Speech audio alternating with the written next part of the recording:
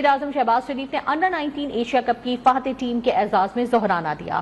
انہوں نے بھارت کو شکست دینے والی فاتح ٹیم سے ملاقات کی اور ہر کھلاڑی کے لیے 1 کروڑ روپے انعام کا اعلان بھی کیا۔ وزیر اعظم نے ٹیم مینجمنٹ کے ہر رکن کو 25-25 لاکھ روپے دینے کا بھی اعلان کیا۔ ظہرانے کی تقریب سے خطاب کرتے ہوئے وزیر اعظم شہباز شریف نے پوری ٹیم اور مینجمنٹ کو دل کی گہرائیوں سے مبارکباد پیش کی۔ انہوں نے علی رضا اور سمیر منہاز اور دیگر کی کارکردگی کی بھی تعریف کی۔ شہباز شریف کا کہنا تھا کہ آپ نے 24 کروڑ عوام کے دل جیت لیے ہیں۔ ایشیا کپ کی فاتح ٹیم نے قوم کا سر فخر سے بلند کر دیا۔ بھارت کے خلاف جیت بہت بڑی فتح ہے۔ وزیر اعظم کا کہنا تھا کہ بھارت کے خلاف جیت میں پوری ٹیم کی کاوشیں ہیں۔ آپ نے مخالف کو وہ شکست دی جو سوچ بھی نہیں سکتا تھا۔ ہم نے بنیاد المرصوص میں بھارت کو ہرایا۔ ہم نے یہی سوچا تھا کہ بھارت کے ساتھ میچ کے لیے مکمل پلاننگ کے ساتھ میدان میں اترے۔ بیٹنگ، بولنگ اور فیلڈنگ میں کھلاڑیوں نے خوب محنت کی۔ انڈر 19 ٹیم کے ہیڈ کوچ شاہد انوار اور کپتان فرحان یوسف کی پریس کانفرنس، انہوں نے کہا کہ کھلاڑیوں نے ہر میچ میں اچھی کارکردگی دکھائی۔ ایشیا کپ میں ایک اسپنر ساتھ لے کر گئے تھے۔ اب ٹرائی سیریز اور ورلڈ کپ پر توجہ ہے۔ ورلڈ کپ میں اچھی پرفارمنس دینے کی کوشش کریں گے۔ آگے بڑھتے ہوئے آپ کو بتائیں گے chief of defence forces field marshal Syed Asim Munir اور سعودی عرب کے وزیر دفاع شہزادہ خالد بن سلمان کے درمیان ملاقات ہوئی۔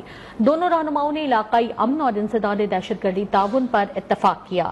ISPR کے مطابق خادم حرمین شریفین شاہ سلمان بن عبدالعزیز آل سعود کے جاری کردہ شاہی فرمان کے تحت پاکستان کے فیلڈ مارشل سید عاصم منیر کو مملکت سعودی عرب کے اعلیٰ ترین قومی اعزاز کنگ عبدالعزیز میڈل سے بھی نوازا گیا۔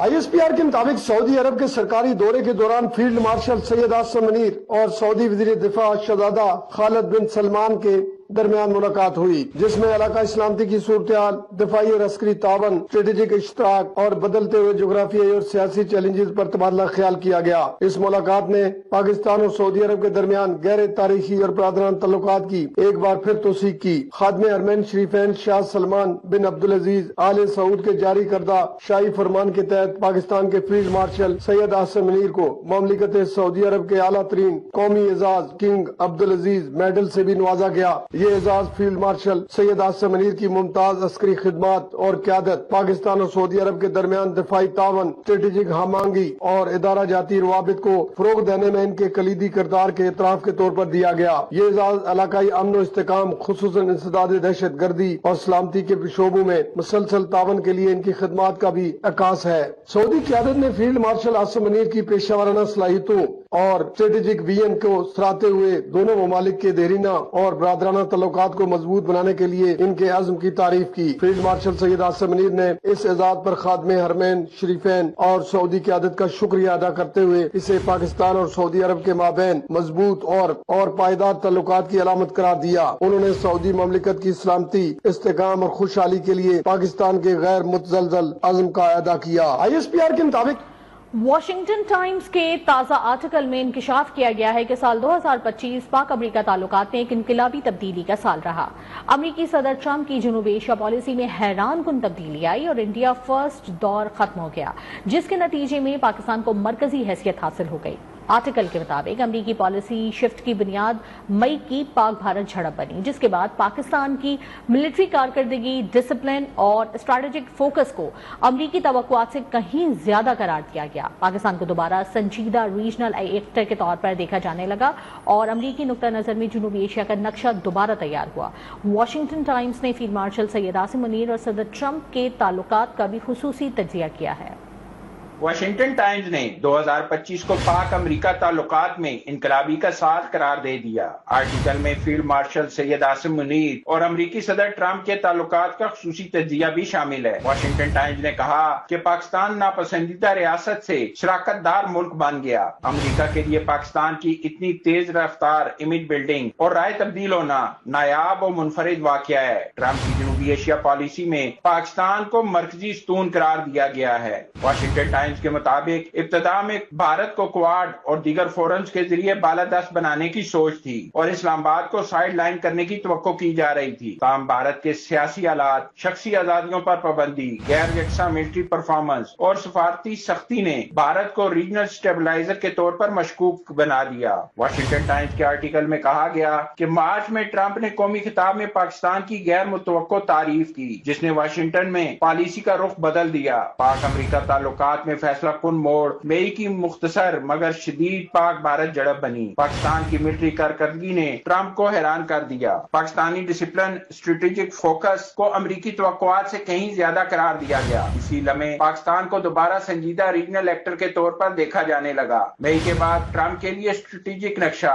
ری ڈرا ہوا۔ واشنگٹن ٹائمز نے کہا کہ field marshal Asim Munir Trump کے انر سرکل کے سٹار بن کر ابھرے۔ ایران تک ڈسکریٹ اور کریڈیبل چینل وضع کیلکولس میں ممکنہ کلیدی کردار اور خطے میں پاکستان کو نمایاں دکھایا گیا ہے۔ واشنگٹن میں انڈیا فرسٹ کا دور ختم ہو چکا ہے۔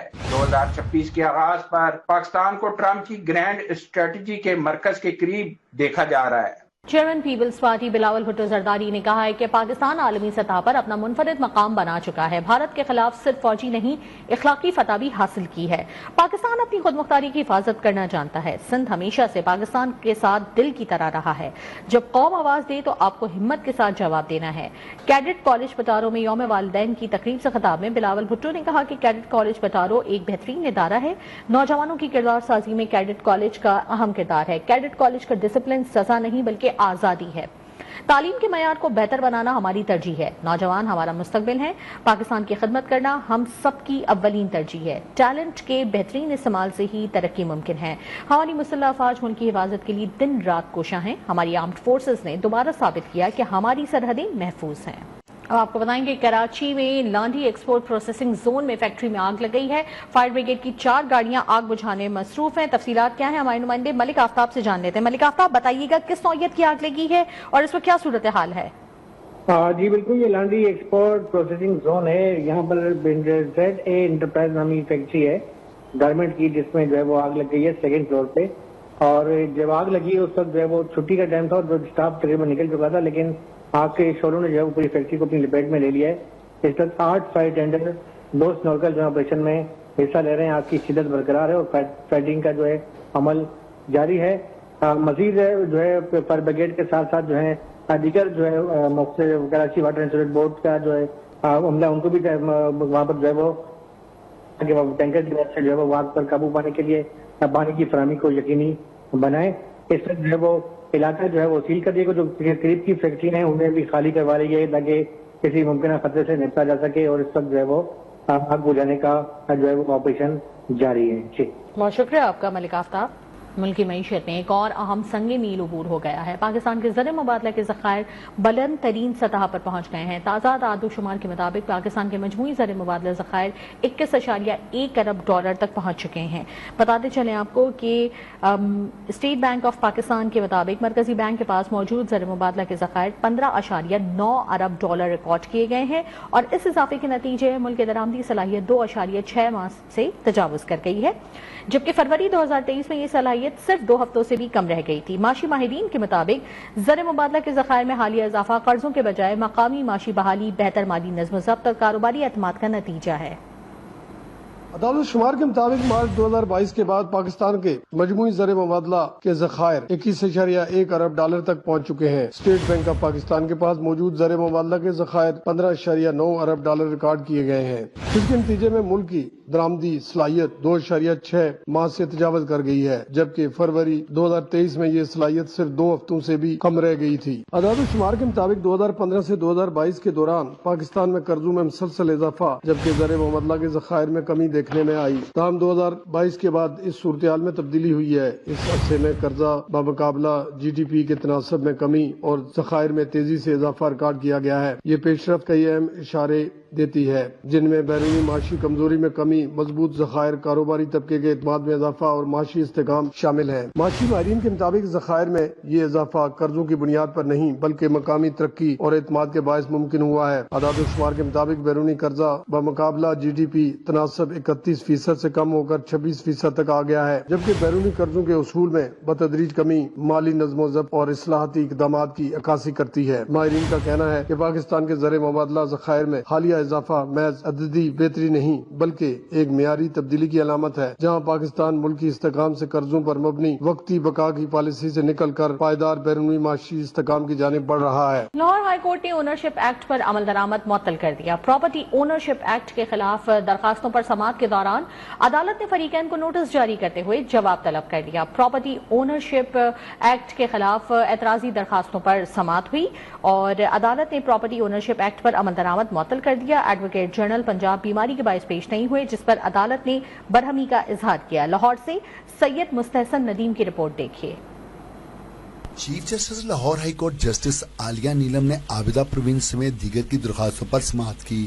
عدالت نے پنجاب پراپرٹی آنرشپ آرڈیننس پر عمل درآمد روک دیا۔ عدالت نے پراپرٹی آنرشپ آرڈیننس کے تحت دیے گئے قبضوں کو واپس کرنے کا حکم دے دیا۔ عدالت نے تمام درخواستوں پر اعتراضات دور کر کے فل بینچ بنانے کی ہدایت بھی کر دی۔ عدالت میں چیف سیکرٹری پنجاب پیش ہوئے۔ عدالت نے ریمارکس دیے کہ حکومت کو بتائیے کہ یہ قانون رہ گیا تو جاتی عمرہ بھی آدھے گھنٹے میں نکل جائے گا۔ لگتا ہے کہ کچھ لوگوں کی خواہش ہے کہ انہیں تمام اختیارات دے دیے جائیں۔ یہ قانون بنا کیوں ہے؟ اس کا مقصد کیا ہے؟ چیف جسٹس نے استفسار کیا کہ معاملہ سول کوڈ میں زیر سماعت ہو تو ریونیو آفیسر کیسے قبضہ دلا سکتا ہے؟ عدالت نے قرار دیا کہ اس قانون سے civil setup, civil rights اور عدالتی سپرمیسی کو ختم کر دیا گیا ہے۔ آپ کا بس چلتا تو آئین کو بھی معطل کر دیتے۔ اگر ڈی سی آپ کے گھر کا قبضہ کسی اور کو دے دیں تو آپ کے پاس اپیل کا کوئی حق نہیں ہوگا۔ عدالت نے ریمارکس دیے کہ قانون کے مطابق جس نے شکایت کر دی وہی درخواست گزار ہوگا۔ کیا یہاں جعلی رجسٹریاں، جعلی دستاویزات نہیں بنتی؟